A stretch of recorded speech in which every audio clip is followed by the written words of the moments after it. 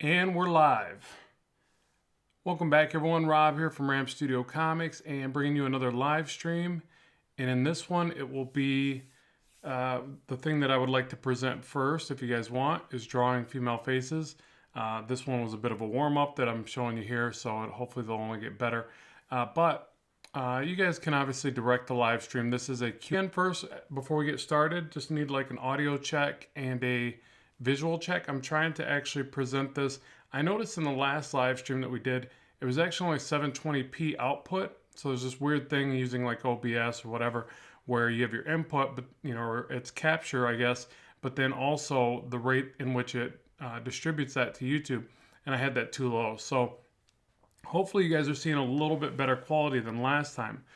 So let me know. We got a couple of hi, hello, sup. Oh, and Skull Diamond says, I enjoyed reading your book and watching your videos. Thanks so much. Yeah, I know my book was more pictures than reading probably, right? But hey, I really appreciate the support. That's fantastic. I'm happy to have that one book out there, or unless you're talking about one of my comics. Sorry, I was assuming you were talking about the Learn to Draw Action Heroes book.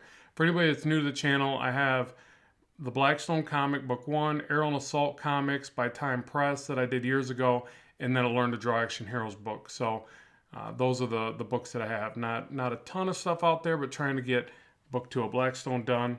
And yeah, that's my stuff.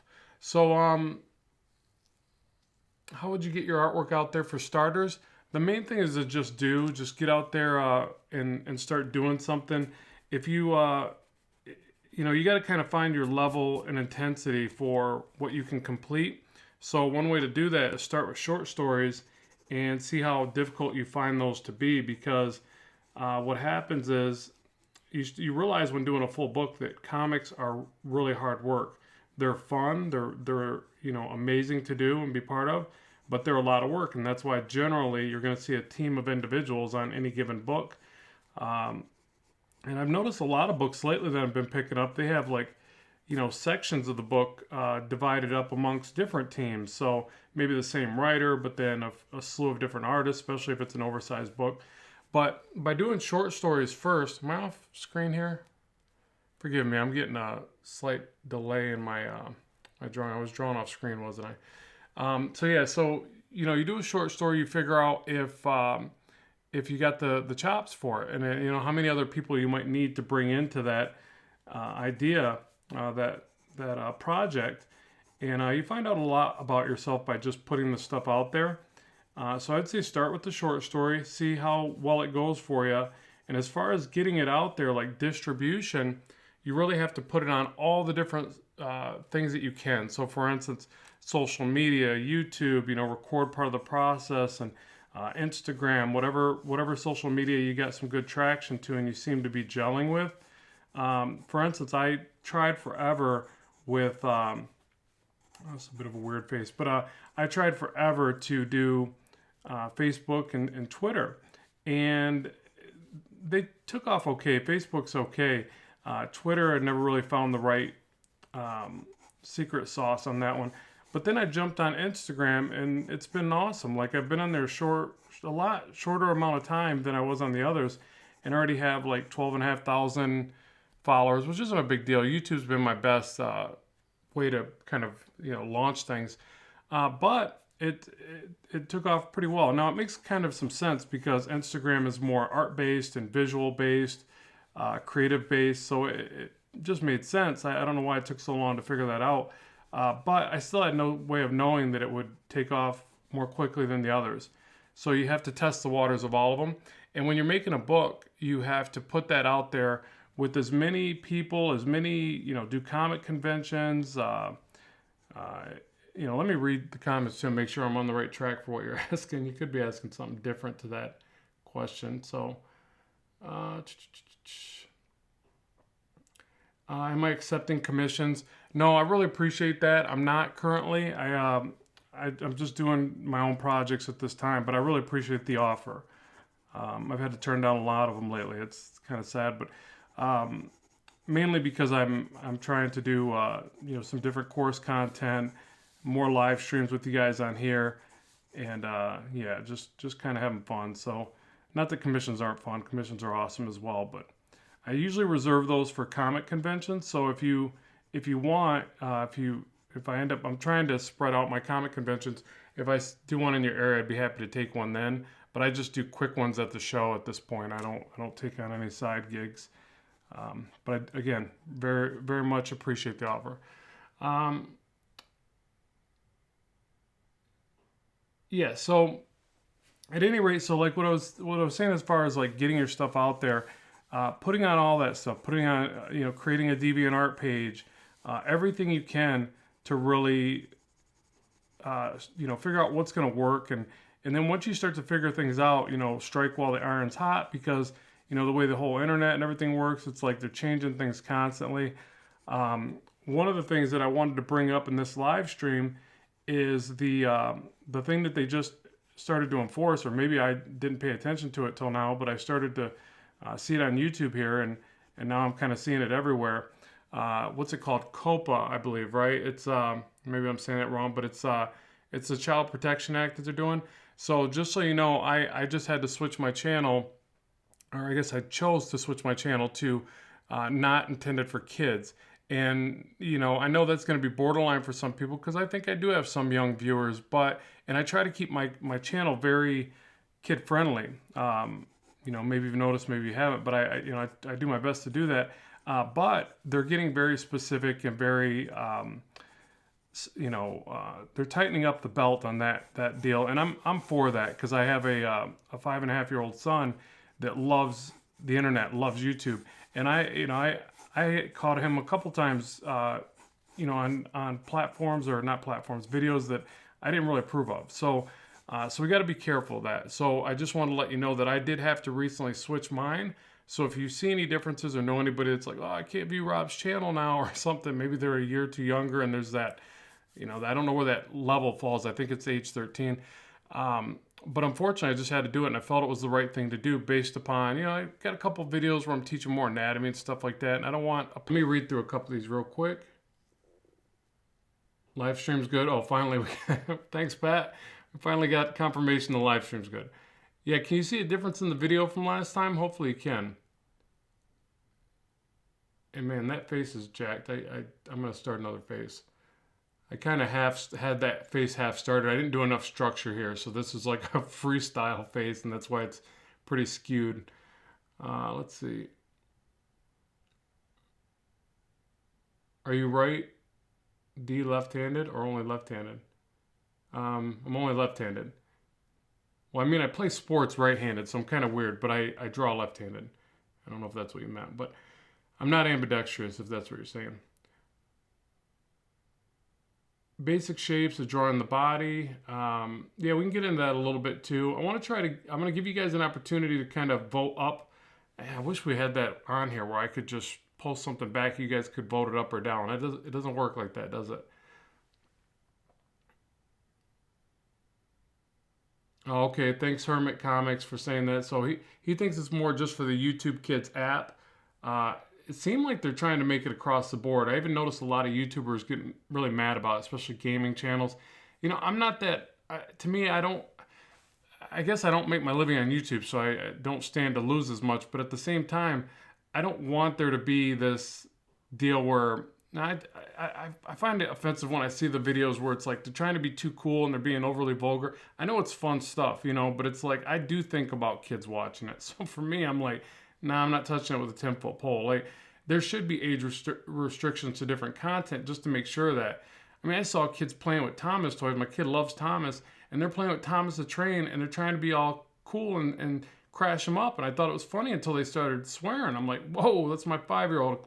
Earmuffs, plug his ears, Vince Vaughn style or whatever. But it's, I'm a little bit more skeptical of that end of it. Like, I get it. I see it as funny. It's cool to see it as funny when you're a little bit older and an adult. But when you got a kid, and yeah, he loves him some YouTube, I gotta be careful. So I gotta beef up my knowledge on, restricting the app and the device as well, not just censoring everything. But at the same time, it's hard because as a parent, you're like, you want to give him access to this stuff. He learns a lot of great stuff on YouTube. He was doing a how to draw Thomas video the other day, step by step, and it was actually pretty darn neat. But anyways, I'm on both sides of the fence in a sense. I see the power of it all, but there has to be certain restrictions. Can you talk a little bit about practicing or adopting in a digital workflow? I got a nice monitor drawing tablet recently. This is by Captain, by the way. And it's going okay. It's just different than the feel on paper. Yeah, we can talk a little bit about that. Have any advice for drawing while having an infant? Well, it's up to you. If you can hold the infant in one arm and draw in the other, I actually got pictures of doing that with my son when he's a little bit smaller. They grow fast, so the problem will kind of change from one problem to another, I guess. But yeah, I feel your pain. I did have to deal with that for a while. Okay, so yeah, so I'm gonna draw a face just for a little bit, and then we'll jump into other things like describing the body and stuff like that. And then I'll talk about making the transition from traditional to digital. Mainly because I'm actually finding myself coming back to traditional. I'm always drawing low on this. All right. So the tricky thing is letting your mind go when you go to draw digitally. And what do I mean by that? It's the fact that we're so used to doing something in a specific way. So right now I'm very much in tune with the way the pencil feels against the paper. It's got a grip, it's got a friction, okay, and I can use that to my advantage for control, right? I'm not sliding all over the place. So when going to digital, the first thing you got to get used to is the fact that you are going to slide all over the place. It's not a horrendous setback. It will be at first, but you have to train your mind to let go of that. So it's not easy. It's going to take some time. My first digital sketches were horrible. So I could definitely hold up a sheet of paper compared to a digital sketch, and there was no comparison. I mean, some, you can tell the same artist did it, but it wasn't, I was sliding all over the place on the screen. So part of it was that. Part of it was the settings within the brushes. So then I switched the settings in the brushes at first was probably the first thing I did. I actually started with Adobe Illustrator, which had horrible brushes at the time.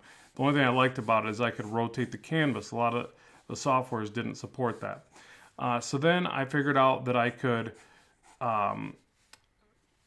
adjust the brushes, get into a better software, which I think it was Sketchbook Pro was the one I started with first. And it might have been Clip Studio or Manga Studio back then. But either way, I figured out that software was a lot better for drawing in, so that was a big upgrade. Then I figured out how to get the brushes set the way I wanted, and that was a big upgrade. Then I put a screen protector on the device, and it was a satin finish, matte finish, whatever, and it gave me a little bit more friction, a little bit more stopping agility or whatever. It stopped a little bit better on the screen. So I tend to know that I'm going to be doing a little bit more of an elongated pass because I don't have the ability to stop. So instead of fighting that, I've gotten pretty good now, and the softwares have come a long ways. You can also change the tips. So, forgive me, my thumbnail's dirty here. That's gross. But like for instance, if you take the tip out, this is actually, let's see if you guys can see that. This one's got a rubber tip on it, so it grips more. Another one are felt tips. So they have these variety of tips depending on the stylus you're using. This is a Wacom pen. So you figure that out. So again, it's tweaking all these things.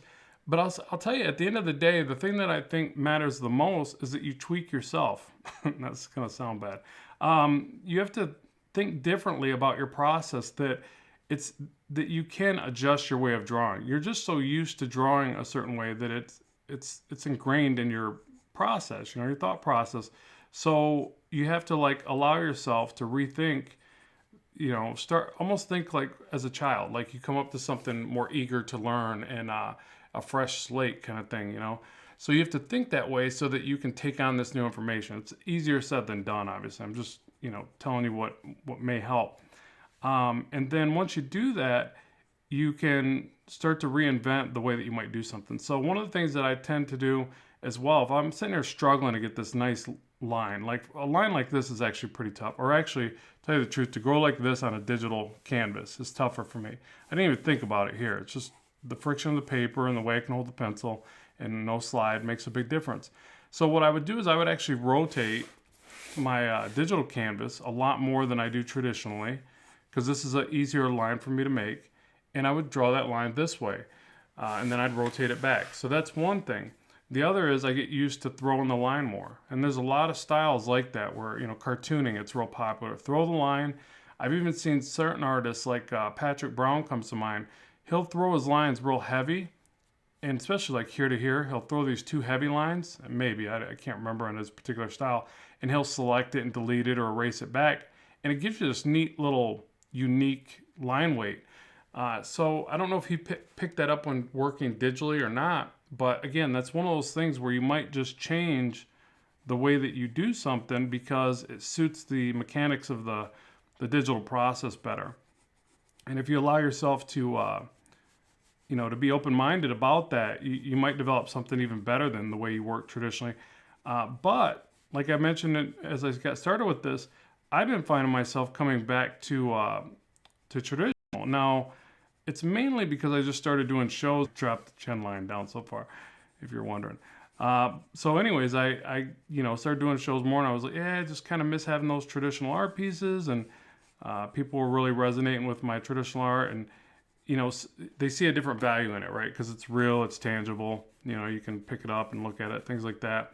So I've been getting back to it, and I've really been trying to couple the two together. So I try to tell everybody it's not one or the other. It's both. You need to bring them together whenever you can, and definitely if you see a noticeable difference on one of your your abilities being better in a given area, you should use that. Don't cover it up. Don't just try to go the other way if it's not working. Go for what feels right. But don't discount the ability or the power of digital either, because me personally, I just cannot color on paper anywhere near as good as I can get rather quickly digital. Now, I'm not saying that I couldn't have ever do that, but it's flat out silly for me to try to work on digital color when I can digitally paint so fast, and I can do my comic style color really fast. Or not really fast, but a lot faster than I could on paper. But I'd say drawing wise, I feel a little bit more comfortable traditionally. But some days I don't know. Some days I like working digitally. So it's just a matter of where your strengths and where your weaknesses are. But try to marry them together whenever you can. Okay, so let me jump back over to the comments here and see what we got. Oh, and by the way, I'm going to say this because everybody always seems to ask. This is a 2H lead and a lead holder, and this is a HB lead and a lead holder. So these are the two I'm going to use. One's, I got to label them, but one's a 2H, one's a HB. So one's darker, one's lighter.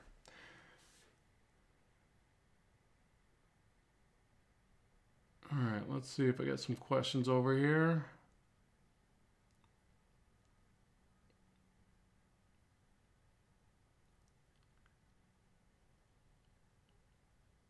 Okay, somebody's just writing the word poop. That's not a question. I guess that would be a statement. I just thought you were going to go add a double chin. Oh, I missed that opportunity, didn't I? Thank you, Art with Amar. B. Draw a smile face. Okay. And how much of the theory... Wait, how much of the story? Story? Do you mean story? I need to learn to begin to practice gesture. Well, you don't have to wait for anything to practice gesture. Gestures and everything, and it's you should practice that daily because when you get good gesture in your characters, they go to a whole new level of it improves your storytelling quite dramatically. So you should always practice gesture drawing. All right, let's see. Width of the eyes is one eye. So back to the leads here. I basically use a lighter lead to find the shapes. And I switched for a while to going right to HB. And I went back. I'm going back again. It's like I'm constantly switching. I'm constantly trying to reinvent myself here. But I just make more of a mess on the page. So with the lighter lead, I'm more prone to throw in a lot of these like loose lines because I know they're not going to get all messy on the page. But I found that when I was using the darker lead, that I would do less of that. So what happens for me anyways, I tend to do less of my underdrawing, and then my drawings don't come out as good. So I feel very reliant upon, like for instance, even throwing a circle for the chin here, a line down the middle of the face. It seems like the more of this construction stuff I add, typically the better my drawings will come out. You know, I can like throw in some triangular shapes to make sure the brows are somewhat aligned. Maybe drag a ruler through here and align the eyes and the nose and the mouth. You know, these should all coincide with alignment, right? Somewhat. So yeah, so just so you know, that's why I find myself going back to what I was already doing, and that's drawing more with the 2H lead for my my beginning stage of the work. So I try new things, but sometimes I go back to old things. Interesting, huh? You guys are like, dude, I don't even care. Just keep drawing faster. Faster. All right. Let's see. What is the hardest part of the body for you to draw? Ooh, good one, Brandon Jones. Feet. Nah, hands and feet, I would say, are the toughest. Hands, I've studied a lot more. Feet, I just kind of throw some shoes on it, move along. But, or, you know, skin tight booties like comics.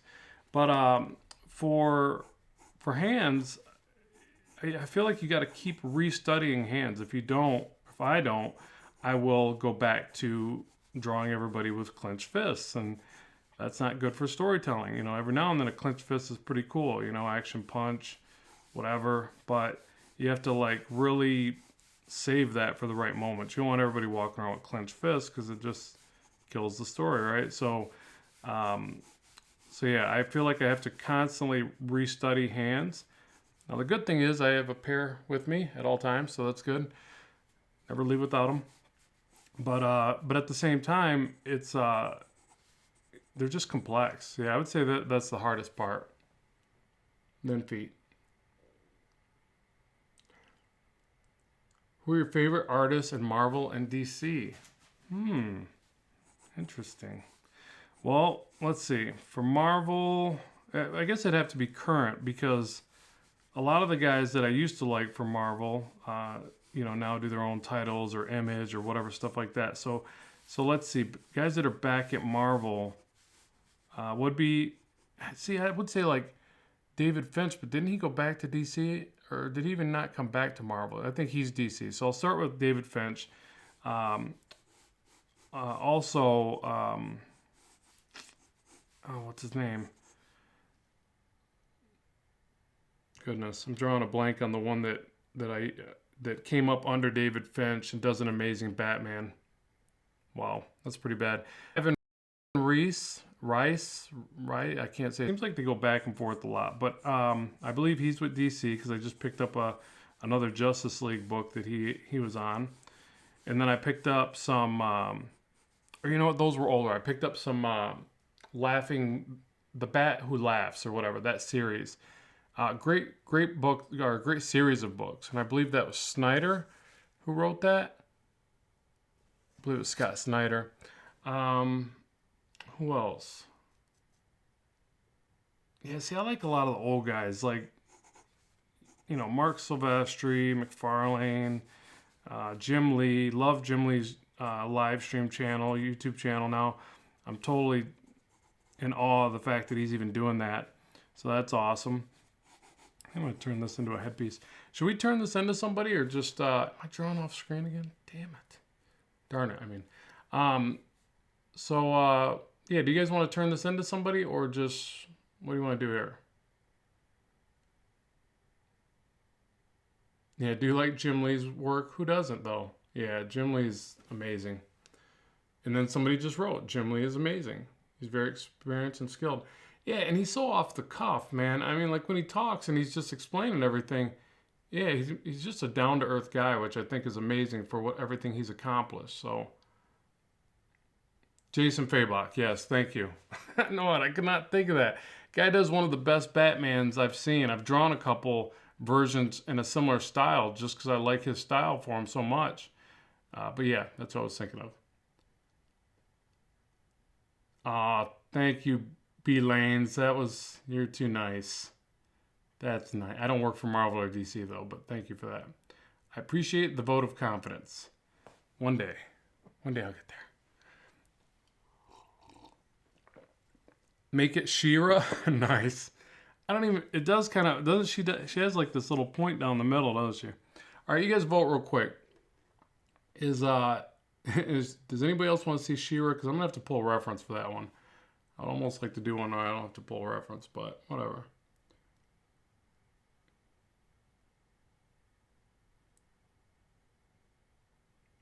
Oh, you're talking old school. John Byrne Frazetta? Yeah. Yeah, Frazetta is one of my all-time favorites. I got a bunch of Frazetta work in my studio here, but um, I thought you meant more current. And then Kim Jong would be amazing if he did any books. I mean, the good thing is he'd probably slap out about 5 books a month. That guy's so fast.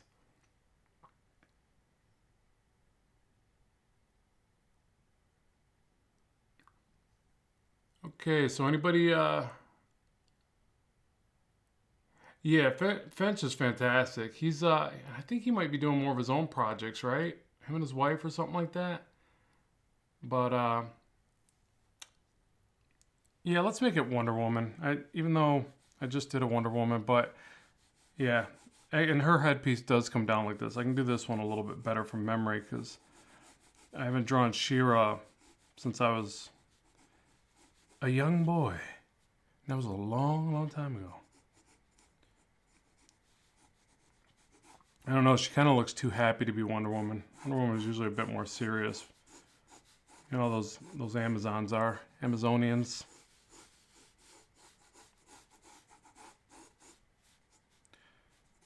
Alright. I don't typically do her hair as wavy as other artists do because I'm not as good at wavy hair, but yeah, she's got lots of curls and flips, and always found that to be harder than just slightly wavy hair.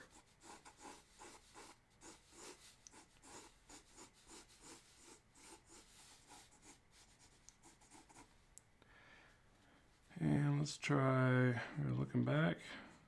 I always like to look back. Mine, I gotta make sure. Hey, tell me too if I'm covering up the work too much. So this is the other thing I was thinking about. I wanted to know if you guys thought I should try to maneuver. I noticed some people live stream with the camera not directly over top, but on a slight angle. Is my hand in there? So on a slight angle. But I don't know if that would look better or worse. I think it would eliminate me covering up the work, but then it puts the camera in a weird spot. So yeah, let me know what you guys think about that. Yeah, Frank Cho and Mark Brooks, also very, very talented guys. I just don't, I don't really, I follow them on like Instagram, but I don't buy as many of their books. So when you guys were naming books, I was thinking of like, what are the books that I've recently picked up? Like I recently was reading all the Invincible stuff. I finished the series, and man, talk about a long run, but, and I'm forgetting the artist now because I just finished it and quit thinking about him, but he's got an amazing style. He's doing Spider-Man now. Who's that? Oh, that is embarrassing, man. What is wrong with me? I know Robert Kirkman's the writer because, Walking Dead. You guys will throw it out there in a minute. But anyways, he's got a really cool style. I love how he's got like a very energetic and overly animated, just expressive style. So the guy from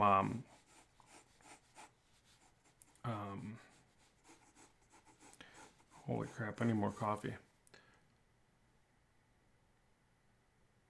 Maybe I shouldn't be trying to read these while I'm thinking of this stuff. But yeah, the guy from Invincible.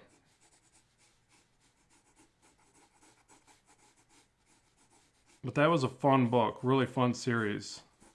A little gory at times, but it was funny gory. I don't know. It's kind of strange how they did it.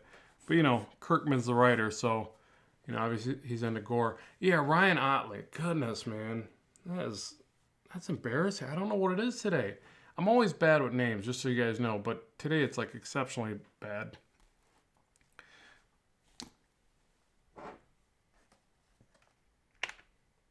And I feel like I slept good last night. Everything was good. I don't understand it. Just don't get it. That's why I'm kind of hesitant sometimes to do these live streams. I'm like, man, it's live. Everybody's watching. Luckily, I'm not on camera, so that saves me a little bit of stress there. But hey, you're talking to a guy that used to do caricatures at parties, so I'm used to being in front of an audience. Even though that was terrifying at times, but I did it. Because everybody's nicer to you when you have a pencil in your hand. You ever notice that? As long as you're drawing, people... No, I can't say that. Actually, there was a couple jerks through my career that I would be drawing and they'd start heckling me. But it was rare. A lot of people, for the most part, were generally pretty cool. Especially if you're drawing them. They generally would be a little bit nicer because they're afraid that you're going to mess up their sketch. There's a lot of power in the pencil. Or pen. I used all Sharpies when I did that.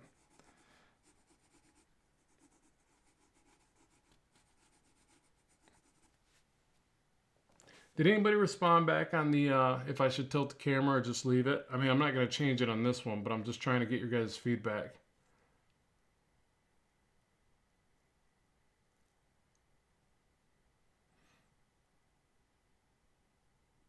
Yeah, thanks, Diesel DG. I appreciate that. I appreciate whenever anybody supports the course content. And it's one of the reasons why when they're changing this thing with YouTube, I didn't freak out too much because, the Protection Act or whatever, because I actually make more of my living off the course content. So when you get a course like that, thank you. It does help me it helps me bring the free stuff and the live streams here to you guys on the channel. So thank you so much.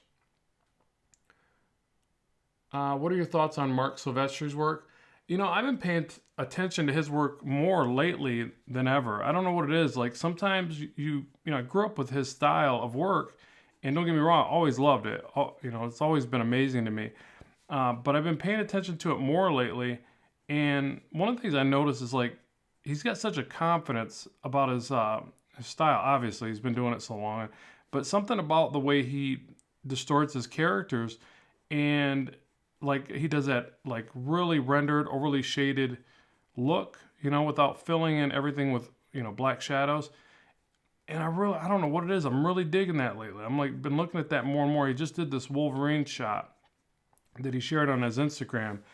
And man, that thing, it was just a headshot, but it's so impressive. Like he just has a really neat style. And one of the things that I heard about him that I thought was really cool is I was listening to a podcast or something with McFarlane, and he was talking about some of the artists that were the quickest he had ever worked with or that he knew in comics, and he said Jim Lee, Sylvester, and Capullo. And I just thought that was so cool. Like, not only does he have that really rendered style, but he's also known to be one of the faster artists and just slam stuff out. I admire that about people because that's one of the things that I struggle with is like the speed of it all. I mean, you guys could probably tell by watching this, I'm not the fastest.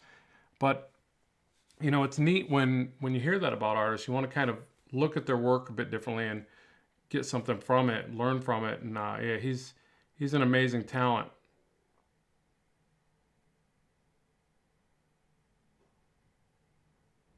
Art with Amar. I'm still waiting for a course on cross-hatching. I mentioned it before. I saw you did a few videos on it. Definite course on cross-hatching. What I need. Yeah, so Art with Amar, just so you know, the latest course I did, it's called Drawing Comics, like How to Draw Comics, The Art of Rendering.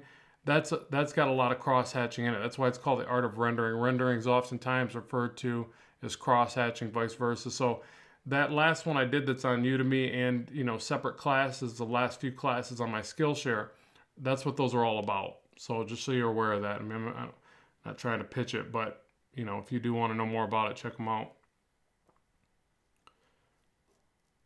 Yeah, and somebody just said I'd do some, but I'm really broke or something.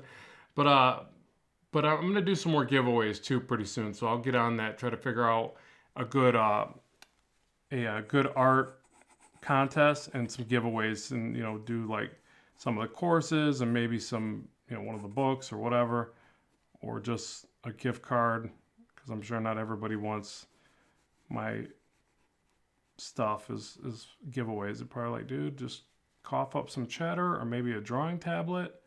I noticed a couple channels do that. Man, I wish I could get in with some of these companies.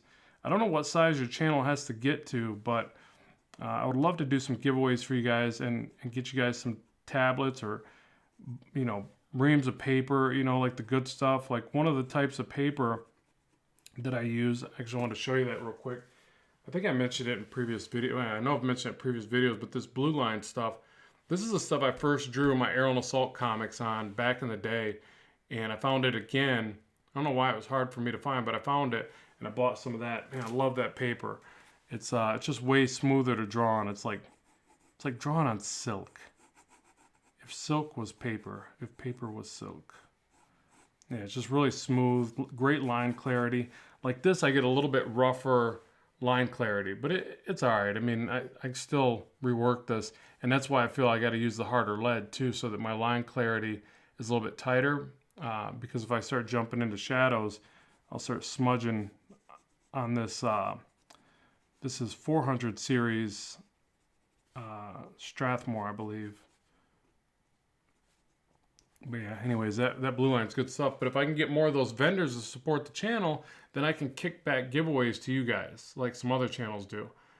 I don't get it. It's like, I don't know what the thing is where you like jump to that next level. Like I've seen these channels come up and they were doing okay, and all of a sudden they just went crazy big. And then they get to do a lot more of that giveaway stuff and tie into other products, but yeah, I haven't quite figured that out yet.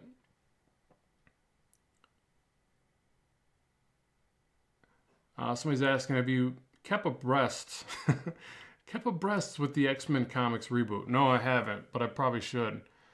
The art in that's really good. Cool. Hickman's a genius. Got it. That's by DJ May.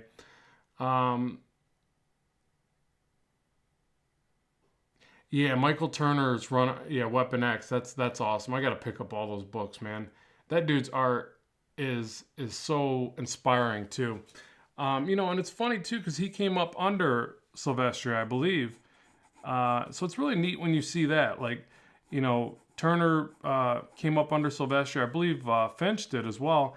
And then I want to say the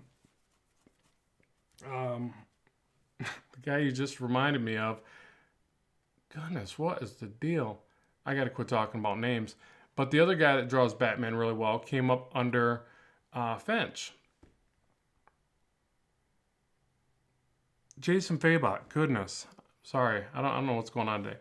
But that's why I'll quit yapping out names here. Let's talk a little bit about the drawing here. So this is my rough. Now I can get in here and start to refine it. Fix the eyes, are a little bit kooky there. But yeah, and I'll do a little bit of the shininess for the chrome. And so yeah, I really love using the 2H and being able to just scribble more and get all the rough pencils in place.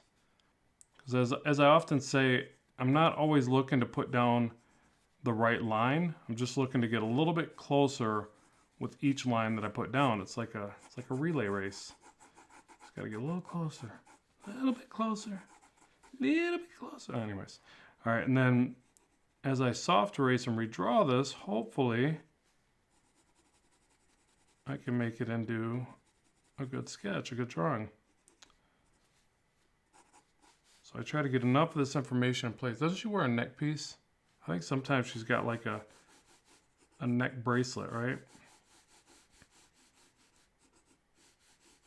Or am I thinking of a different character? Is that something Shiro wears? That doesn't look right. It looks like a straight up collar. Does she wear that?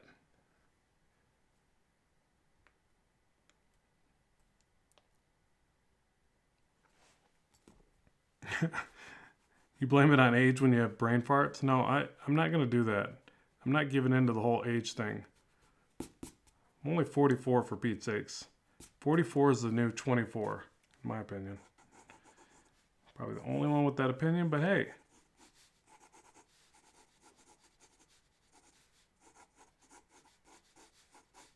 Yeah, I didn't like that that neck piece. I think I've seen her with and without it. And doesn't she sometimes has a cape now. It's like they're always changing Wonder Woman. So we'll do like this little side piece. Little clasp.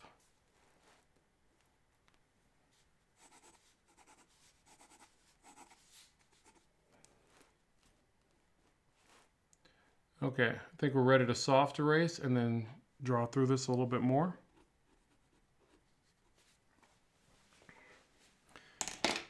So I'll break out the trusty kneaded eraser.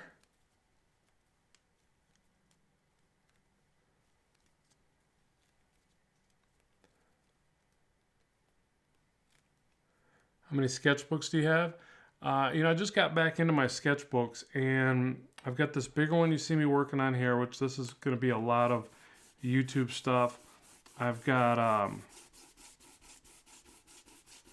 actually, you know what? Does anybody want to see my sketchbook? That'd be kind of fun. Give me a break here. I can flip through it real quick. Give me a show of hands. Who wants to see a sketchbook? Oh, thank you, Sarah C. Appreciate you subscribing.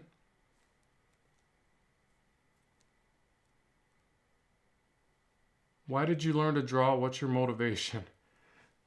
I don't know. I don't know that I mean, my motivation now is definitely I would love to do comics all the time. But I think now it's just like I'm happy to be drawn on YouTube and making courses and things like that. So essentially I'm already doing comics for a living. I get, it's like, so I guess I look at it like I would love to be doing, drawing Spider-Man or the Hulk or something like that, or Batman, obviously. But at the same time, we got some yeses. Okay, yeah, we'll do that for a minute real quick. Prismacolor is it's a Prismacolor kneaded eraser. So yeah, let me grab that other sketchbook and show you guys real quick. So I'll flip through a couple of these. You guys can tell me what you think. We'll just do it real fast when we get back on the drawing. All right. And so there's page 1. And I haven't drawn a lot into this one. You see I started this one in 2019. So there's, I'll let you decide who these people are. I do a lot of figure drawing practice, here and there. Not a lot. I should do more. More figure drawing. A little more just practice. A lot of random stuff, like a random eye, side of a face, girl crying, the Batman. You can see here I started off all gung-ho, and then the background I kind of faded off. Different styles of faces, like that guy kind of looks like Shaggy from Scooby-Doo. Different expressions here and there. One of Spider-Man I never seem to stay excited for. That happens.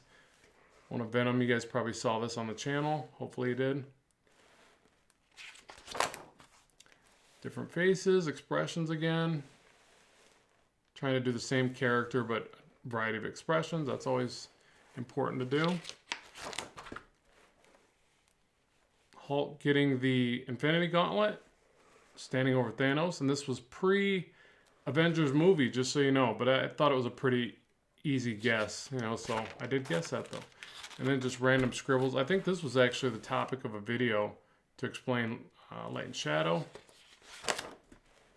Gotta have Deadpool, of course.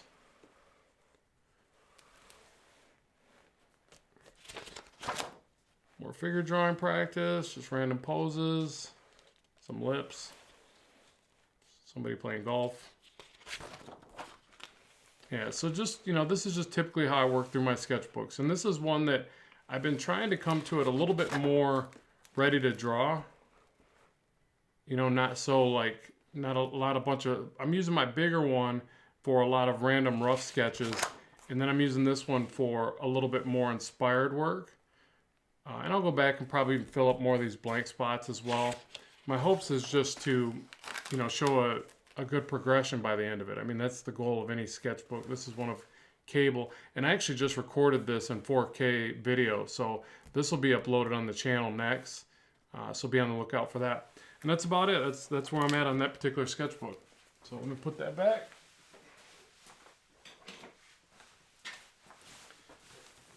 So yeah, sketchbooks are a must. I for a while there, I was just drawing on uh, random sheets of paper, right? So like a bunch of leaf sheets of paper, and really regret doing that because I got a new cabinet coming in. It's like one of them Alex drawer styles or whatever, and it's got the longer drawers so that I can actually storage all these bits of art on loose leaflets. Sketchbooks are great because you don't have to do that. You get a nice quality sketchbook, put your work in there, you see the progression, it's all collected for you later on. Yeah, don't make the mistake I did. Invest in good sketchbooks. I can't wait to finish that one and get to the next one because there's this definite, you could see that progression so in a linear fashion. It's so neat. I love YouTube for that. I can look back at my videos in a fashion like that and see them and go, wow.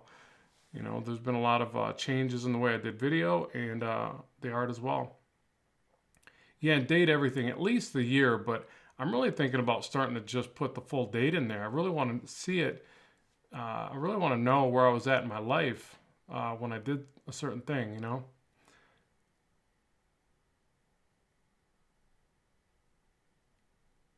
Is that the typical size of your drawing? I usually draw smaller because of smaller paper, and it's harder to get detail without smearing. Oh, gotcha. Yeah, I never thought about it like that. Like I smear a lot. Maybe if I did draw smaller, I would get less smearing going on. But I typically, if I use the 2H process, like I'm saying here with this one, I use the 2H lead. I'll even go through, you're going to see I'm going to go through this a little bit with 2H lead again, refine it a little bit more, and then I'll jump in with the harder lead and, sculpt it one more time or finish the lines out. I generally can do okay with that. But, yeah, I get what you're saying about drawing smaller. You tend to smear less. That's pretty cool. I really thought about it like that. Personally, I like drawing larger because I just can pack in more detail. It's probably a bit of just what I've trained myself through repetition to do, and I need to untrain myself, kind of like what we were talking earlier about digital and traditional, retraining your thought process, because there's a lot of artists I really admire that work really small. Rob Liefeld just shared some stuff on his Instagram, and I thought it was really inspiring. He showed how he did a bunch of the old X-Force comics in his heyday, and when he was really making a name for himself, and he was drawing them on folded 8.5 by 11 sheets of paper. And I thought that was so cool. Like, wow, that's really small. Like he was doing full pages. I want to say he was getting 4 pages out on that. And that folded. Even if you folded an 11 by 17 4 times, that would be really small. And I want to say it was 8.5 by 11. I'll have to double check that video and check out his Instagram. You'll see what I'm saying.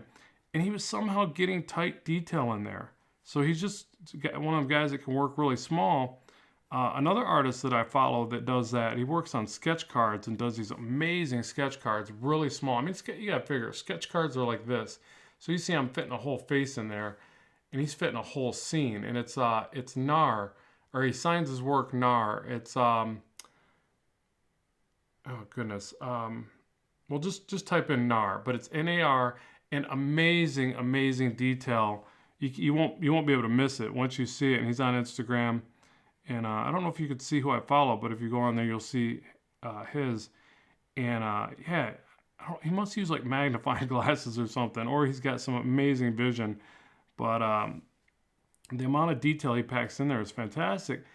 And I would assume that once you get really good at it, it's got to speed you up, right? You're not having to cover the amount of distance across a page.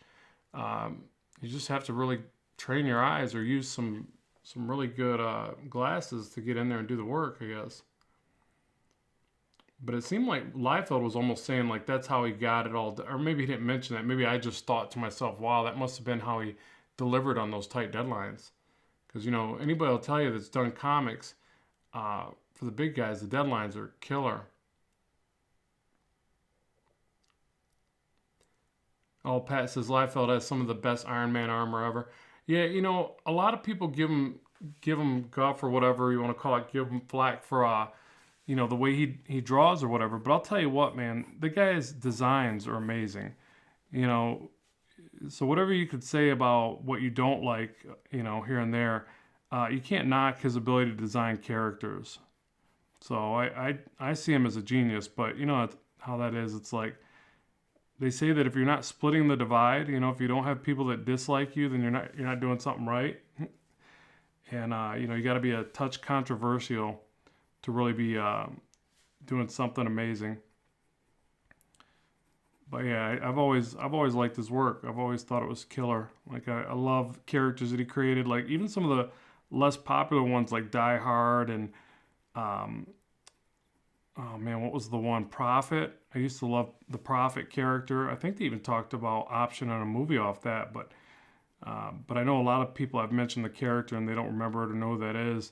You know, it's not like a just throwing a name drop on a Spidey or Hulk or something. But Prophet was a really cool one. Cable, obviously, everybody knows. You know, anybody watching this channel knows who Cable is. But a lot of people didn't know who he was, I think, until the movie came out. Now everybody seems to know who Cable is. But, you know, hardcore comic fans obviously already knew who he was. But that dude created them all, so that's pretty darn impressive.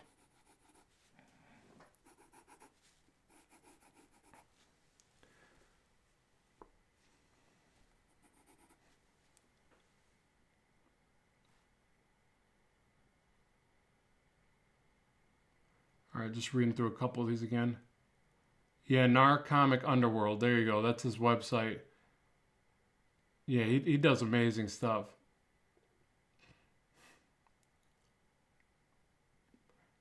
Any tips for books to recommend for drawing trees, forests, environments for comics, especially for reduced details for panels?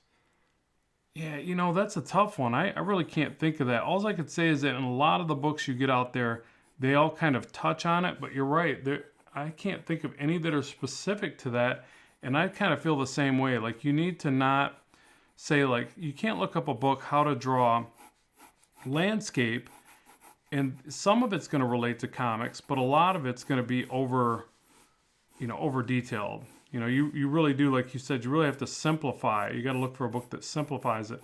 Um, you know, I got to say that a lot of times when you know, like myself, if you start overdrawing stuff and, you know, you find yourself like putting too much detail in, you have to just figure out a way to study and use the silhouette.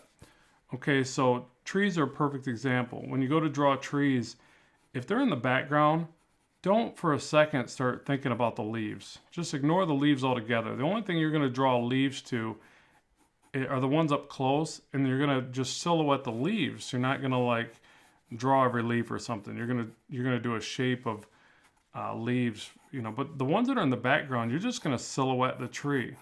So I think that a lot of times the silhouette is what saves you from getting too into it. I probably got too into this one. I need to just wrap it up. But yeah, try to do that. You know, when you're looking at things for the background, if a building's in the background, think of the silhouette the building gives, and then only worry about detailing things in the foreground. Midground, you're just going to give it some detail, but you're going to think a little bit more about a silhouette as well. So I try to think about things in foreground, midground, and background, and it usually will speed you up. Because I used to do that all the time. I'd be drawing the background, and I'd be trying to throw like these little windows in the background, and it's silly. I think what opened my mind to that is I read somewhere that somebody looks at a comic page for an average of 15 seconds or something.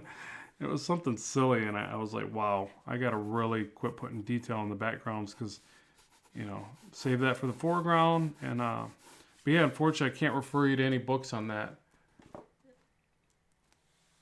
And her chin looks weird, mouth looks weird. Goodness. All right, let me try to erase it back and then fix those areas, hopefully.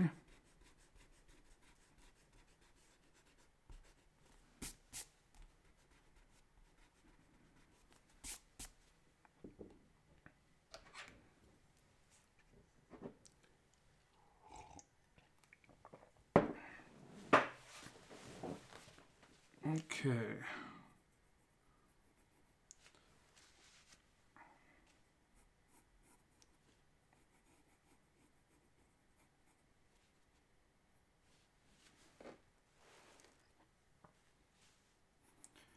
tough too because I'm trying to hunch over my artwork and my camera's in the way.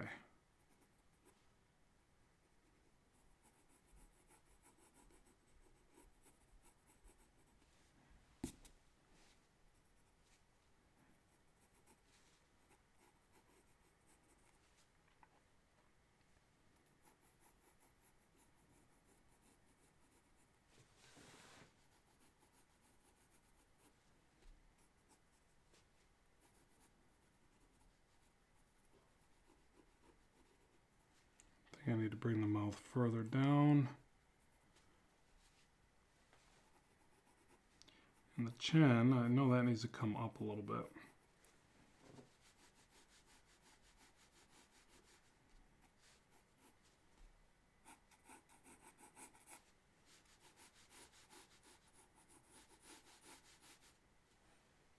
Any better? I think I got too much on this side.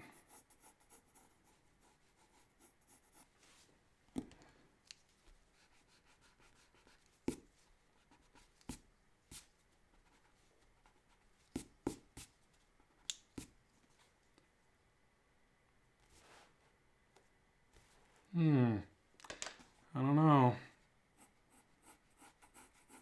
Just gotta go for it, right? Hope you guys like it.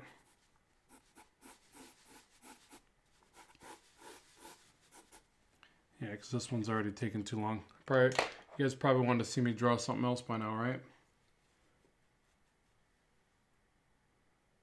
Oh, there you go. Somebody's recommending a book by Jack Ham. He has books on drawing landscapes. Yeah, and I feel like it needs to be a book on drawing landscapes, but then drawing them in a comic style. To me personally, because I'll always look at different landscape books, and even if they're on like pen and ink, typically pen and ink books will do a lot of rendering, which is great for like things up front.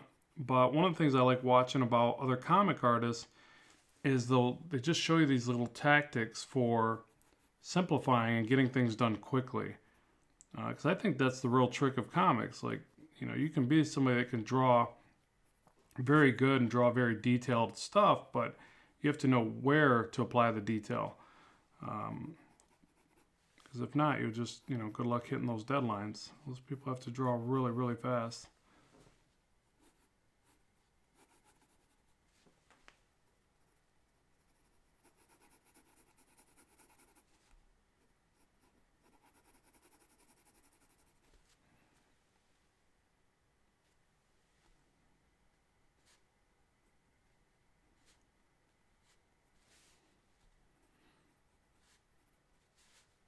Okay, let's try to get some of the darker lead in there now. Bring out some of this.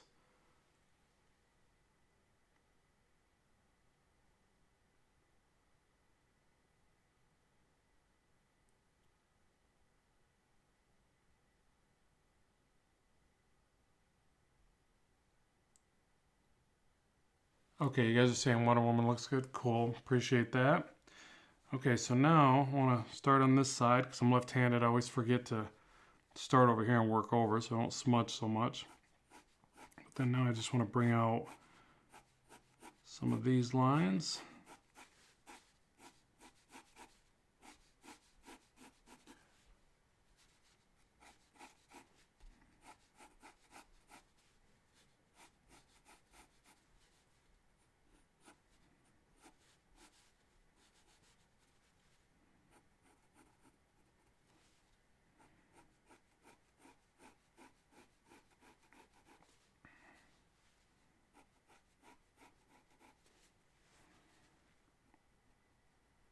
Should have used my better paper.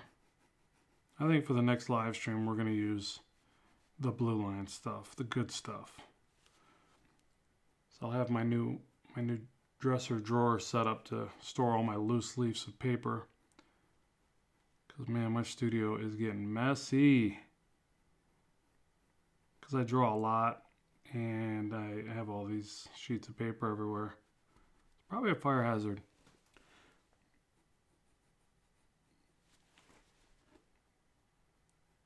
But you know, me and organization, we're not real tight homies. Basically, like I've never been the most organized individual.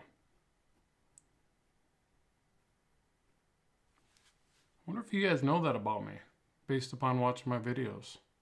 Can you see a sense of disorganization in my videos? Dun dun dun. Probably can, right? You guys probably know more about me than my psychologist.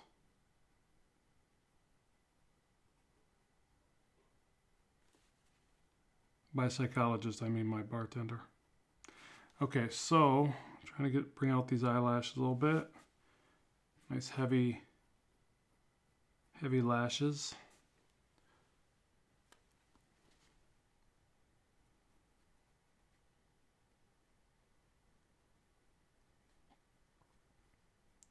Get that drop shadow on the iris. Little highlight. And boom. Instant eyeball.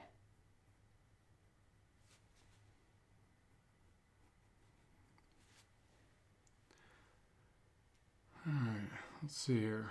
What are you guys saying over here in Livestream land? Have you ever read any of Christopher Hart's books? Oh yeah, who hasn't? I got a couple of those bad boys. Most artists are disorganized. Oh, thank goodness.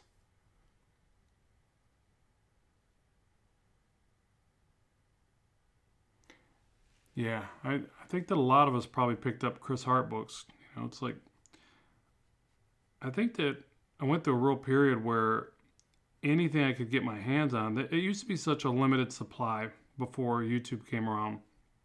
So I remember the only way I could really find stuff, or what I thought was the only way, was to go to, Michael's or Hobby Lobby. Well, actually, I don't even think Hobby Lobby was around back then. Maybe, it was Borders for me. Borders was like the Barnes and Noble of where I was living and growing up. And so I would pick up all the how to draw books I could get.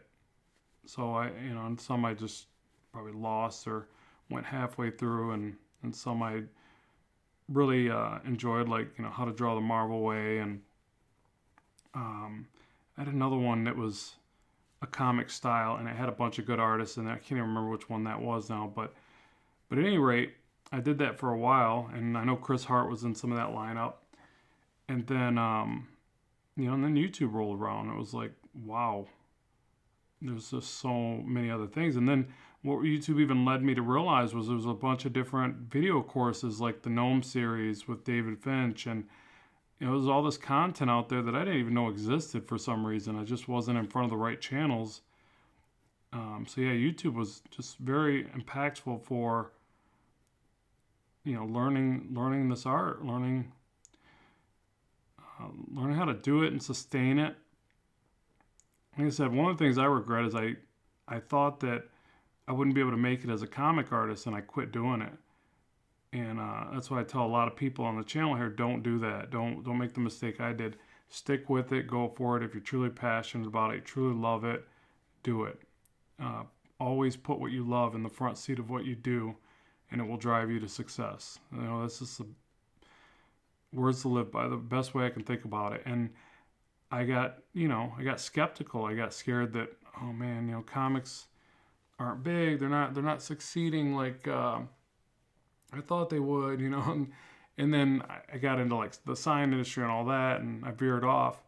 And then, the internet got more empowering. YouTube got very powerful for artists. And then obviously the superhero movies have, done a great justice to all these characters we know and love. On and on and on. And then it was like, oh man, what am I doing? I should have stuck it out and pursued that dream. But I got scared because people just constantly downed being an artist for a living. I imagine they still do, but I think now people don't do it nearly as much. Like I love when I interact with people now, and I get to tell them, like, hey, you can tell people, be an artist. There's a great lifestyle as an artist. And they're like, they're still kind of on the fence, and I try to say it without sounding boastful, because I never want to come across as boasting, like, ha ha ha, I've achieved success or something like that. But I also want to share that because I want people to know they don't have to frighten these young artists and tell them, no, you better get a job as a, whatever else, whatever secure job that they may be thinking about, because everybody's sense of security is based upon their life experiences. So they're just going to tell you what's worked for them. And they probably didn't hear a whole lot of stories of people saying they were successful artists, but now there's just a ton of success opportunities for art and comic art and just, illustration in general, and obviously graphic design. If you lump that in there, there's tons of opportunities for that as well. So yeah, it was just one of those things where, in retrospect, I wish I would have listened to my heart in a sense. But now I can at least share it with others and say, you know what, just go for it. Not saying it's going to be easy. Not saying you're just going to, in a year or two, you're going to find success. But you got to remember, there's lots of people that they went to college for 4 or 8 years and they come out and they had a tough time getting a job for a year or 2 years, sometimes ever. So there's no guarantees. You just gotta go for it.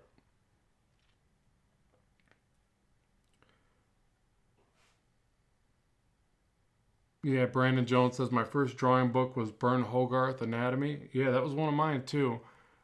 It might have been my very first. Was Dynamic Anatomy, and yeah, I bought another copy just recently because I think I lent one out and I couldn't find out where I had it. But anyways, I love his books. That dude's ultra inspiring.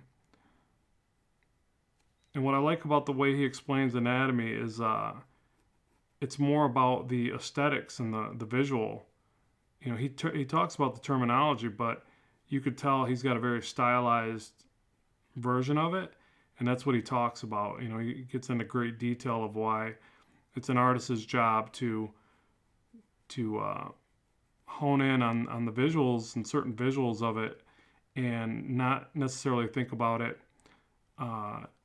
in the in a singular way. Like you have to play around with proportions and exaggeration, and I see that in his work, like his run through those books too. And I get a lot of it gets lost on me. Like he was very a very knowledgeable guy, to say the least. Like a lot of his terminology is just so advanced. I'm like, wow. But he was an instructor, right? He taught at college level. So he was a smart guy.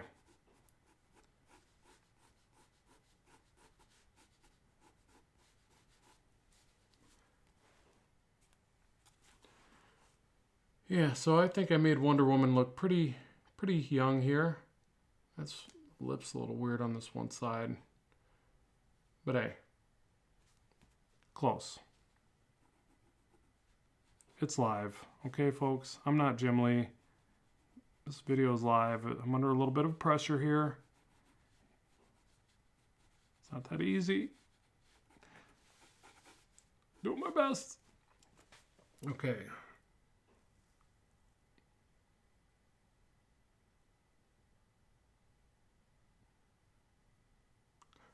Yeah, so Alberto Soars channel says, who inspired you to be an artist? My inspiration comes from George Perez, Jim Lee, and Michael Turner. Yeah, that's cool. I would say Jim Lee is definitely in my lineup too. For me, I always have to give credit initially to McFarlane because I picked up Spider-Man #1. I just moved to Michigan from Rhode Island. I didn't know anybody, and I went to a comic book store that happened to be right up the road called Pete's Comics, and Pete Folo, great guy, and I went in there and picked up Spider-Man #1 by McFarlane, the reboot that he did, and I was just in utter awe because up until then I'd collected a few comics. I remember collecting Rom way back in the day. The Space Ninja? No, what was he? Space Pirate? Oh, anyways, Rom was another one, but that was way back, and I didn't even really think about being in comics. I had already been drawing. I think I drew ever since I could remember. But then once I had picked up Spider-Man by McFarlane, I was like just gun ho, wanted to be a comic artist. That was going to be my, my future. And I just didn't realize people could draw so dynamically up until then.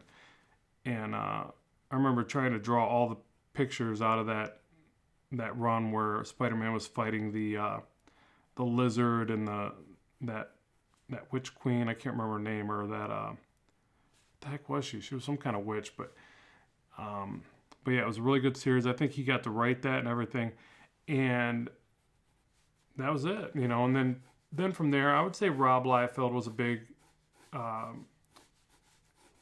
big one too, because I started picking up X Factor and the New Mutants, or maybe it was the New Mutants, sorry, and on and on I went. With Jim Carrey, it was those X-Men books where he did all the different covers, and yeah, it was like, you had all those guys to pick from, Mark Sylvester, Dale Keane, all the big names that were really reshaping comics. And yeah, that was just really pumped me up to want to draw for a living. And then I remember at 18, I ended up posting work in a comic shop, and somebody asked me to draw for them, and I drew my first few books of Arrow and Assault. And yeah, I got nationally published by 18 or 19, and I was super excited, but it didn't end up panning out, monetarily, making a bunch of money or something. So I ended up going and getting a real job doing signs and graphics, and which was fun, and it was served a purpose, put food on the table, that kind of thing. But like I say, looking back, I wish I had just stuck with comics. But I didn't know no better. Thought, man, I gotta do the 9 to 5 grind,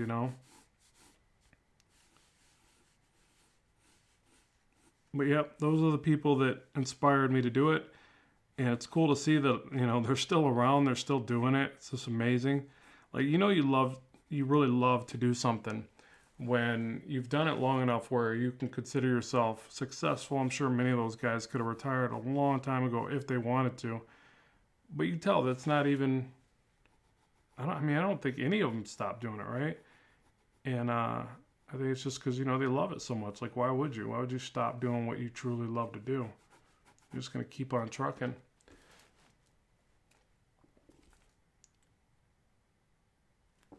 All right, what do you guys think? Does this look all right? Kind of hit some bumps and bruises here, or some little stumbling blocks as I was doing this one, but I think overall it's just a little bit more of an animated style of her. Is there anything else we should cover? What do you think?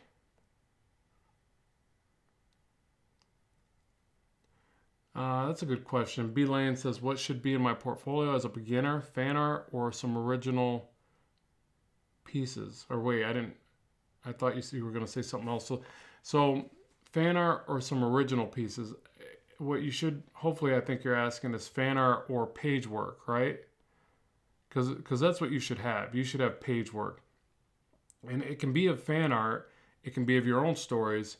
But the main thing is that you don't just do, well, what I did here. This is a pinup. This is just fan art.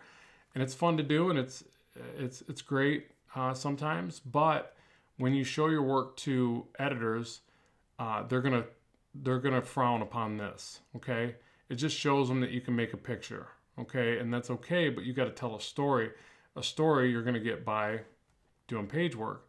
So yeah, the main thing is that you do page work, and that's always tough because page work's harder, in my opinion. Like, you go to draw panel to panel continuity, and it gets a lot harder. So yeah, you got to do page work because they want to see stories. They're not just, generally they don't just hire cover artists. Is why the people that get the cover work are like the Jim Lees and the Dale Keans, the guys that have proven themselves through a long period. Some people hire for cover work, but it's really, really rare.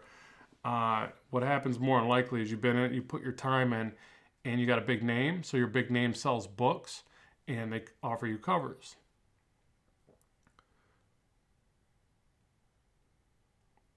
Yeah, so what would you guys like to see next? How to draw legs, I see that.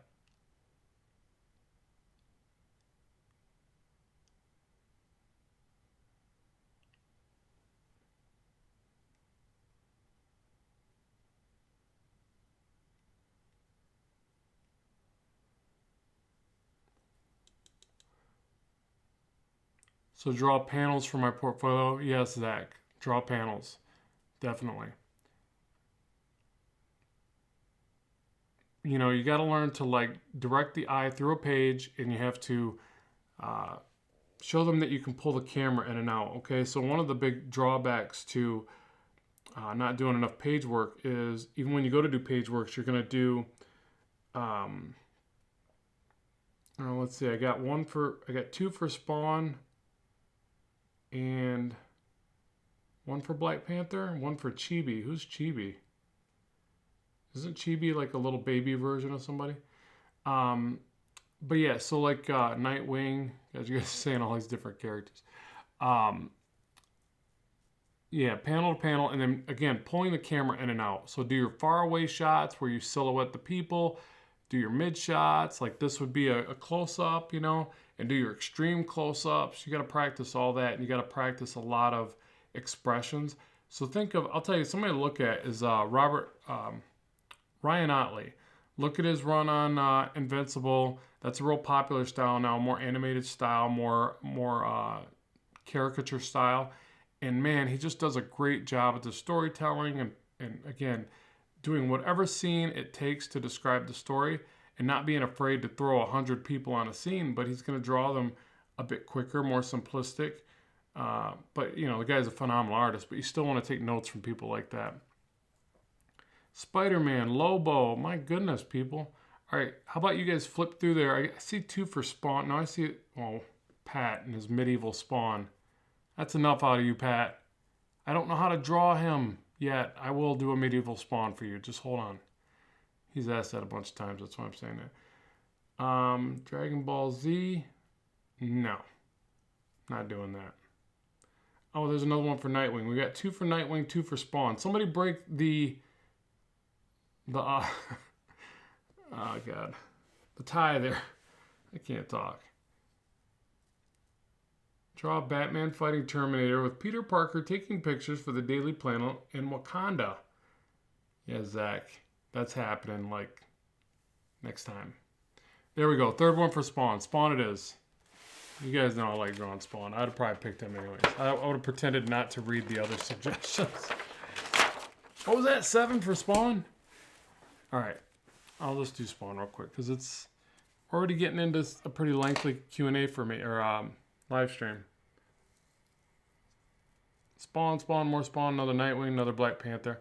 All right. I'll do Black Panther next. Or next time, not next on this. But, and then, man, now there's a bunch for Nightwing. Goodness. What's with you people? All right, Spawn. You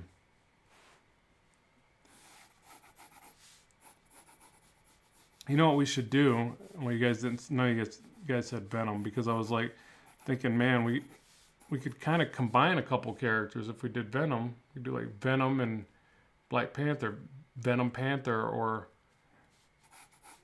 they've been doing that a lot. I just saw a cool one of Venom and Hulk.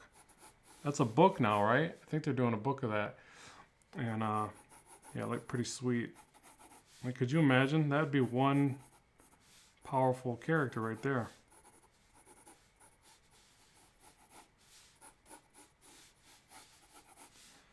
Okay, so Spawn.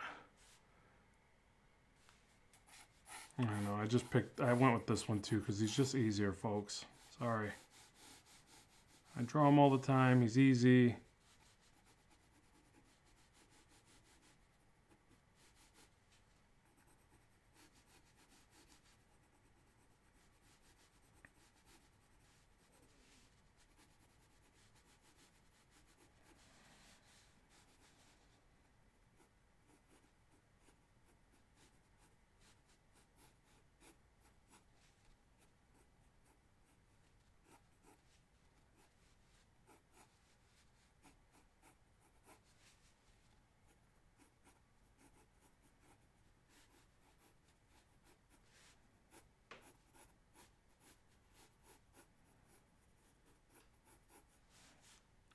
Yeah, what's going on with the movie? Are they still producing the movie?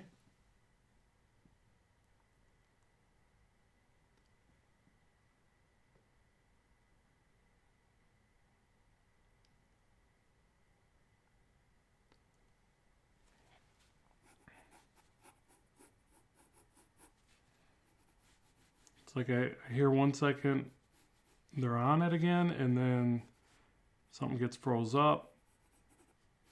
I don't know. Hopefully this thing comes out good, though.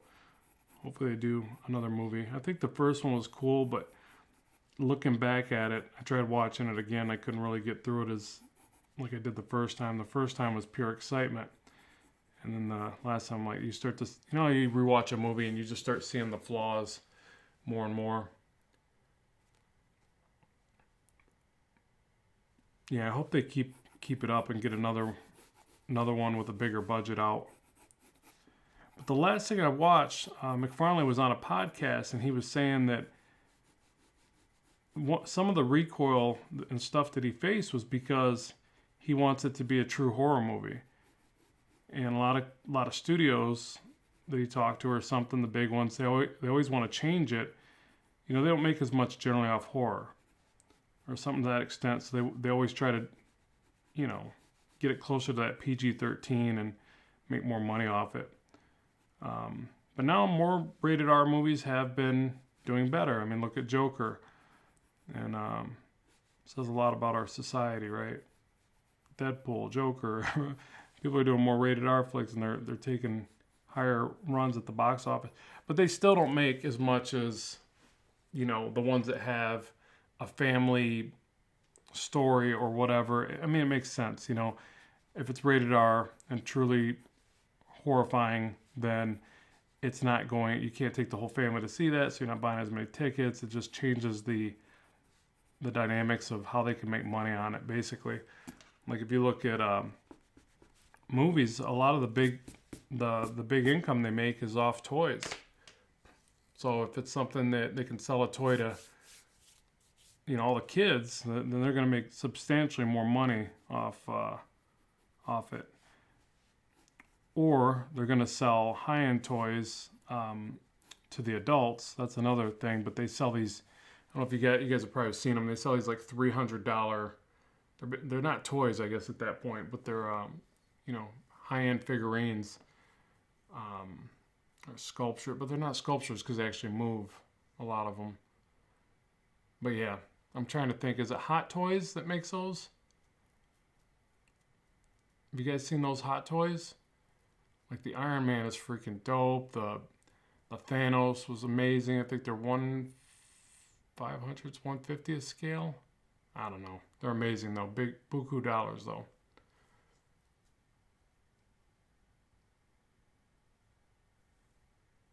Yeah, it's a Spawn reboot. No spoilers. I don't think there's anything to spoil. I don't think they've shown anything other than the fact that there is a reboot coming out.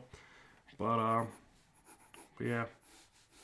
But like I was saying, he basically wants it to be truly scary, truly offensive in a sense. He wants there to be some offensive, I think those were his words. He wants it to be scary and offensive. He doesn't want to dull it down and make it pretty and heroic or anything like that.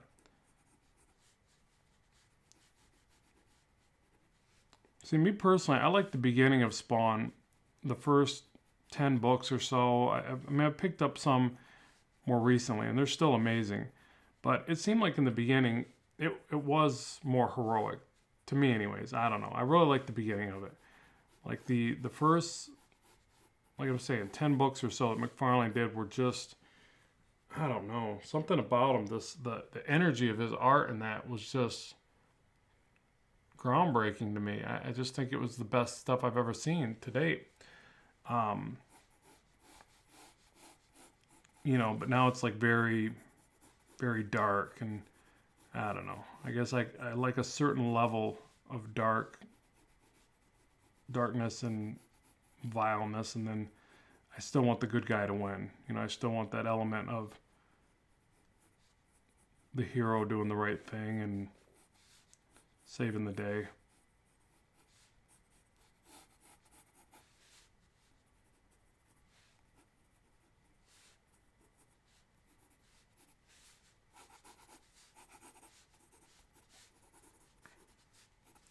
On the page here, I'm gonna move that up. But Spawn is fun.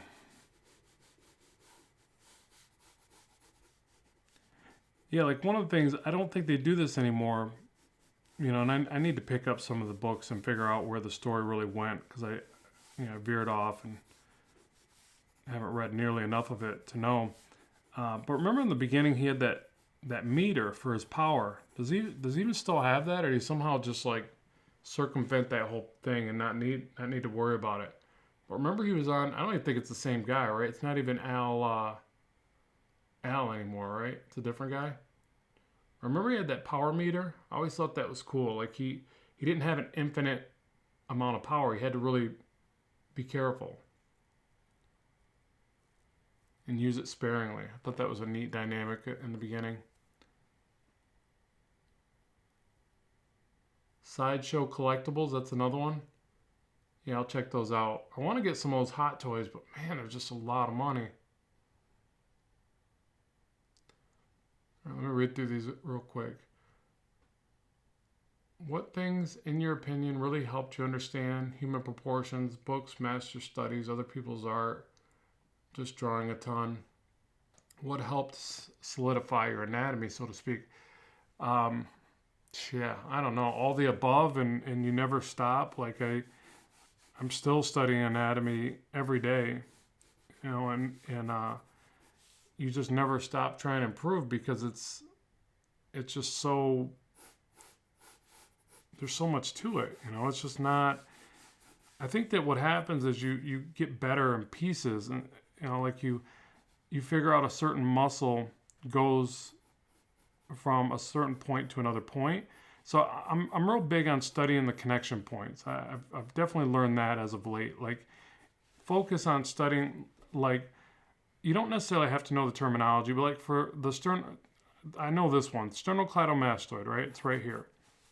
So it goes from behind the ear, start thin, they widen out, and they do it organically. It's not just a even widening. It's a bend, So if you want to get really specific, they kind of get plump all of a sudden, or what, I don't know what other word to use, but it's not a smooth, straight line. It's a compounding curve or a flowing line. You don't draw it like that, but you need to pay attention to that first. Then you dumb it down and you just go, okay, I don't need to draw this whole thing. I just need bits and pieces of it. But that's kind of how you learn it, is you learn the connection points of it. Again, I don't think you need to learn the terminology unless you want to. And then you learn a shorthand effect. So for the throat there, I just put or Adam's apple, whatever this is, I just put this bend down, this curve, and this V coming up to it. And then again, I'm not going to draw that whole thing. I'm going to hint to it. So hopefully that makes sense. And that's how I work through the whole body. And I think it makes it easier so that you're not trying to draw everything exactly the way it looks. You're going to stylize it. You're going to simplify it. But you got to take it all in. You do have to pay attention to where it connects. Sometimes it does help you to understand the form and function of it. I don't know that as much as I probably should, but that's another thing you can pay attention to when you're studying anatomy, and it might help you to memorize something, like how the muscles come down and control the fingers and on the back of the forearm, and it's called the digitorums, and digits mean fingers, little things like that, where you can kind of start to memorize it because like, oh, of course, that's why it's called that. That's why it's attaching there. And but as far as learning anatomy, it's been lots of different books and figure drawing and drawing from comics. Like one of the artists that I love paying attention to, I pay attention to the way they all draw anatomy, but Ed Benez and then Dale Kean. To me, those guys draw my favorite style of anatomy. Dale Kean especially, like the way he draws anatomy is so spot on, but still animated and so clean.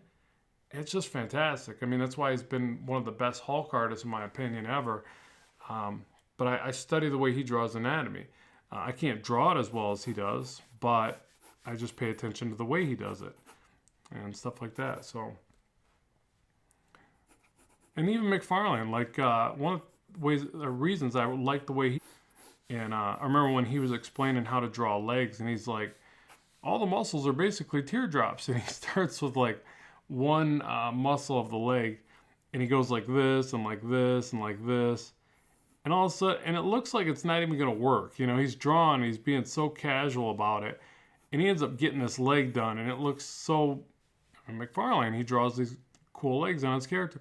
But he was like, they're just teardrops. And he explains it so simply. And like, there's no way it's that simple. And sure enough, by the end of it, he's got it looking awesome. And so, yeah, you just got to watch all those people. You know, you got to find your resources of inspiration. You know, like you're always going to hear me say, Jim Lee's got a YouTube channel. McFarlane does a bunch of stuff on Facebook. Rob Liefeld's been doing Instagram videos.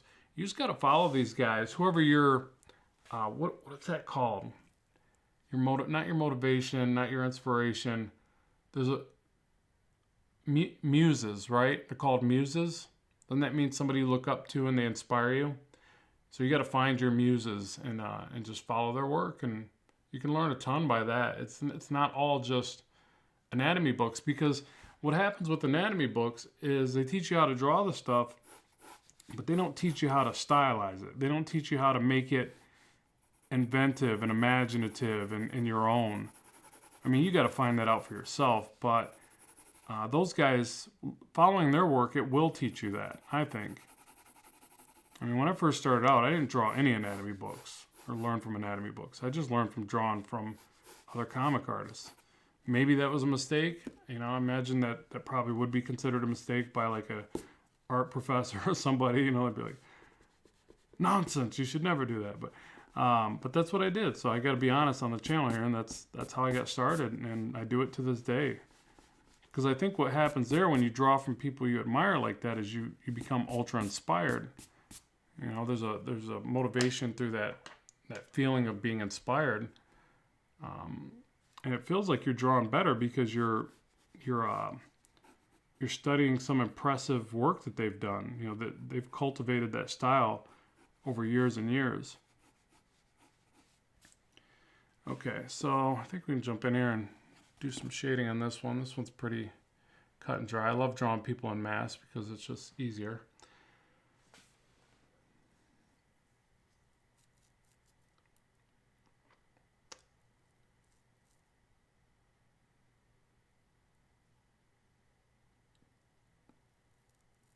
Yeah, you know, you guys are still talking about the toys and stuff like that. I got to get more of them because, honestly, I don't have hardly any. I got a couple little models and things in the studio.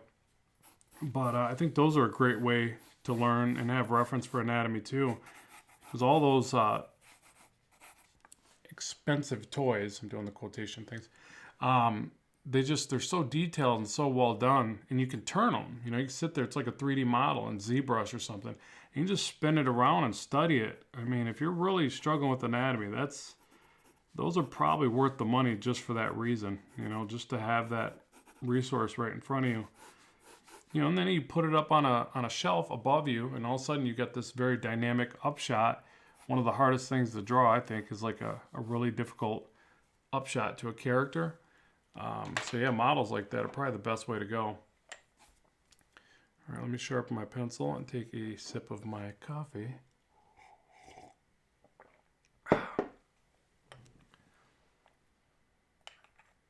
Oh, thanks, Edith. I appreciate that. Spawn's always fun.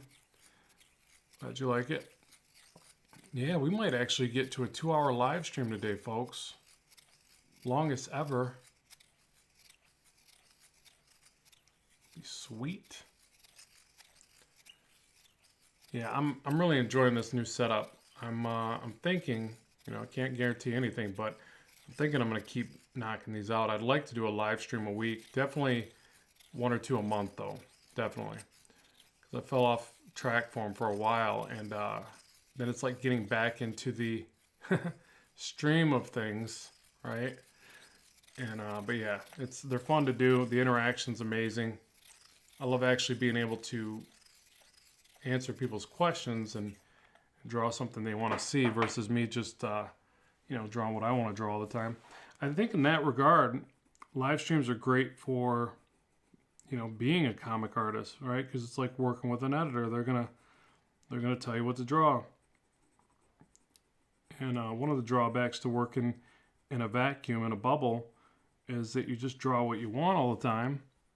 And that's great if you got it like that. Like, I don't know, somehow I've been fortunate enough that I do get to do that for the most part, and I've been able to continue it, but it almost seems unrealistic, you know, like you gotta, in the real world, you have to draw what people tell you. But hey, I'm not complaining. I'm just going to keep doing it until I can no longer do it, or maybe land a job as a comic artist. Who knows? I don't know. I must admit, though, it's fun just sitting around drawing all day. I thank you guys for that, because I couldn't do it without you. Couldn't do it without this YouTube channel.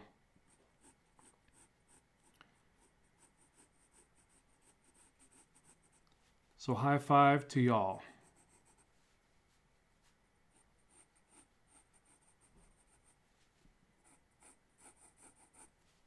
Does that make you feel happy that you guys allow me to sit around and doodle? Or does it make you mad? Does it make you mad at me? Darn you, Rob. Why do you get to sit around and scribble pictures all day? Are you guys doing it too? Show of hands for everybody that draws for a living. That you get to draw every day. Come on, I can't be the only one. I'll tell you what, even if it's a semi-professional side hustle. How about that? Because that's the step that leads you to be doing it every day. So that's equally good. You're on your way if you're doing that. Side hustles are extremely important.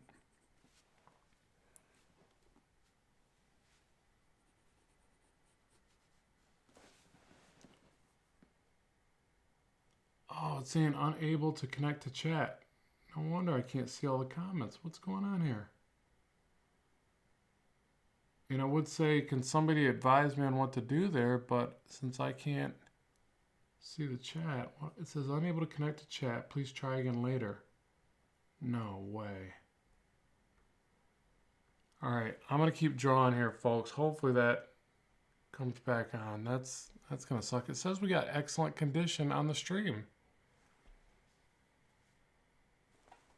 Ouch. It's always something.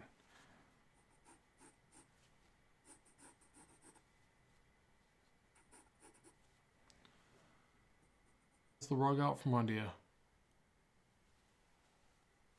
Thanks, Google. Thanks a lot. I don't know if Google did it, but we'll just blame it on the big guys.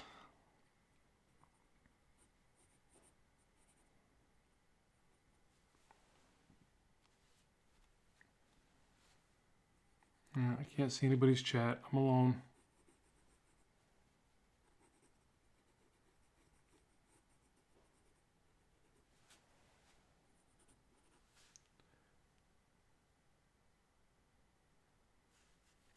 Okay, I'm gonna probably have to stop here, maybe reconnect or something.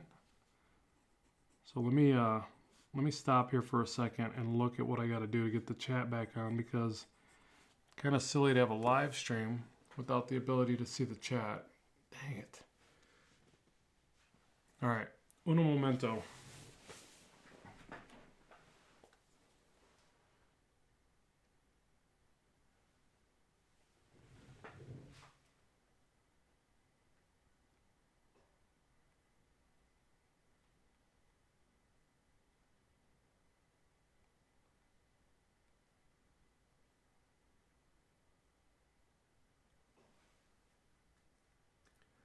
I'm consulting the all-knowing Google.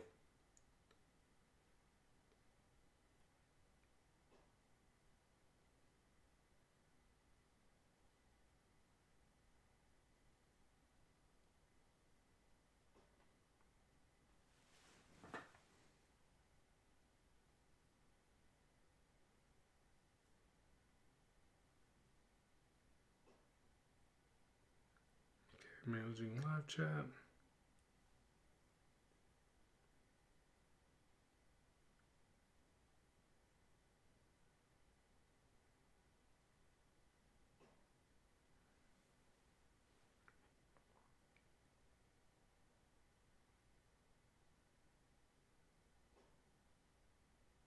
I know, and it says, cannot connect to live chat. Please try again later. But then doesn't say what to try again. Do we disconnect, reconnect?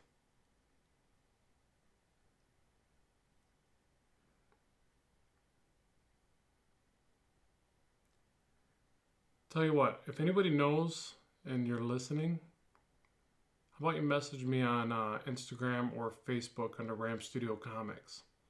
Because I'd really like to finish this live stream, but I'd hate to do it without the chat going. So I'm going to check out my Instagram, see if anybody comments, and or Facebook.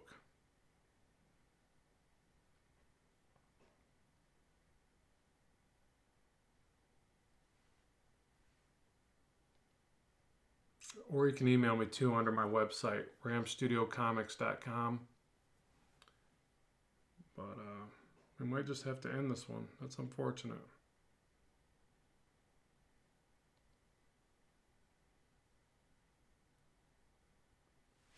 All right, well, until I can get some response on that, I'm just going to finish the drawing.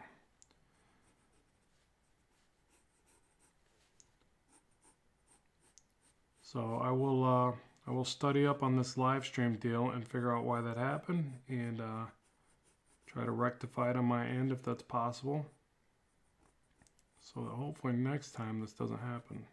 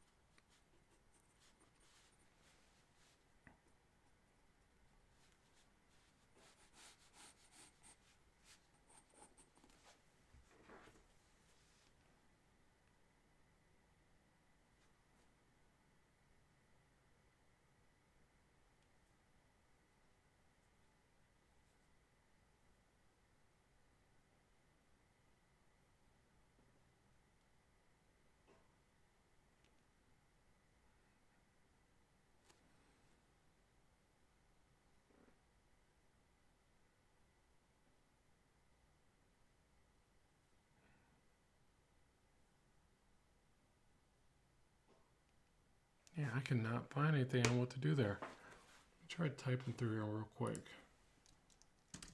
Hello?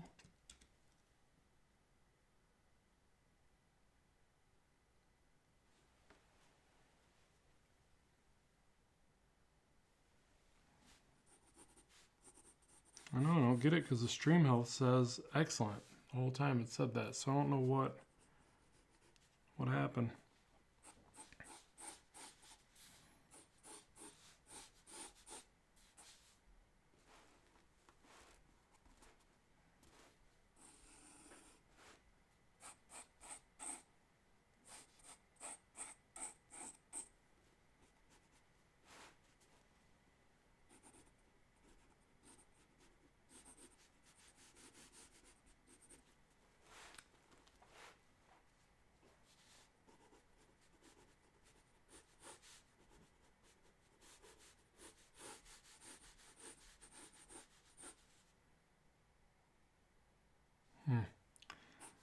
Yeah, I wonder if you guys can see each other's messages. So if you can, I maybe just tell anybody that's wondering why this is going on. Really don't know why myself, but yeah, that's unfortunate. All right, I'll just wrap this one up, I guess. So hopefully I can figure this out for the next one. There will be more, and after this one goes live, if you don't mind commenting on the video and letting me know what you think and what you'd like to see in the future, so I'll have some content prepared for our next live stream. like I said, I'm probably going to do hopefully one a week and just go from there. And yeah, it is what it is. I'm sorry we lost our ability to chat in today's live stream. But there's Spawn. There's how I would draw them. I would just add little bits of rendering. We probably would have did a little bit more to that. But hey, we did get almost 2 hours in today's live stream. Longest ever. And I'd really like to know what's going on. I see these people doing live streams for like 4, 5, 6 hours. God, I think I saw one for a full day.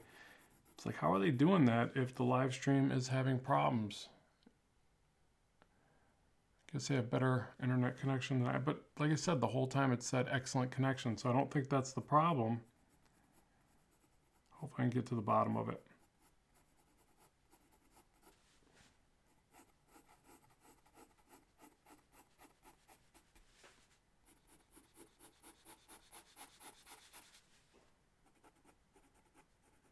So I'll just finish up this spawn and go back to my other video. Actually, I got to finish doing the video for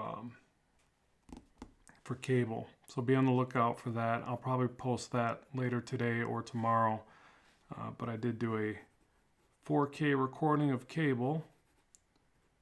So I finally figured out how to get the 4K video out of my camera and onto YouTube in a reasonable amount of time, because whenever you work on 4K video, they're just humongous files.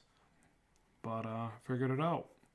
I actually pre-render the footage inside of Adobe Premiere, and then once it's pre-rendered, then I can actually edit it without it locking up Premiere, and I can view everything in real-time playback and all that. So if you've ever tried to edit 4K footage, you might know what I'm talking about. But yeah, my system was just like dragging along until I figured out how to do it like this. Because every time I tried to pre-compress the video, it was no longer 4K. It was like, it condensed it down to 1080p, and that was kind of defeated the purpose. So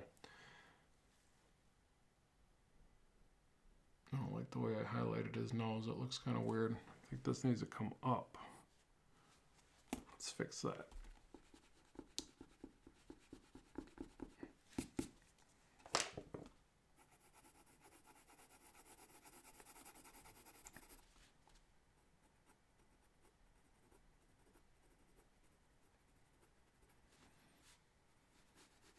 Yeah, it's a little better.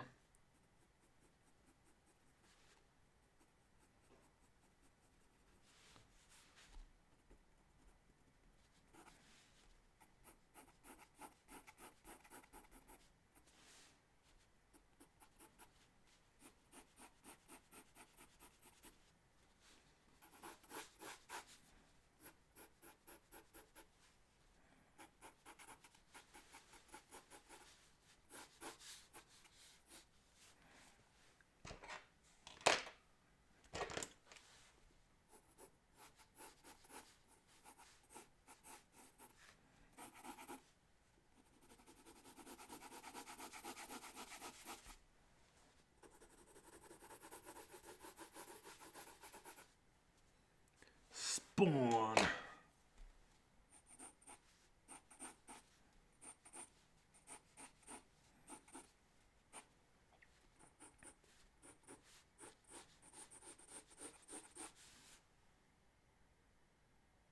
Yeah, the live chat never came back. A live stream where I'm all alone, where I can't chat to the people. That's like, that's not right. That's not right, folks. So sorry about that. I really don't know what happened there. I will look to rectify that. I will study intensely on the internet. I will Google like crazy and try to figure out what happened. So hopefully you still enjoyed this live stream, minus the setbacks, and hopefully you enjoyed the little illustration of Spawn there. There you go, folks. More content is on the way. And like I said, after this goes live, please comment, give it a thumbs up, even share it, whatever you want to do there. and let me know what you want to see in the future, and I will get that on the schedule. So as always, keep drawing, keep having fun, and bye for now.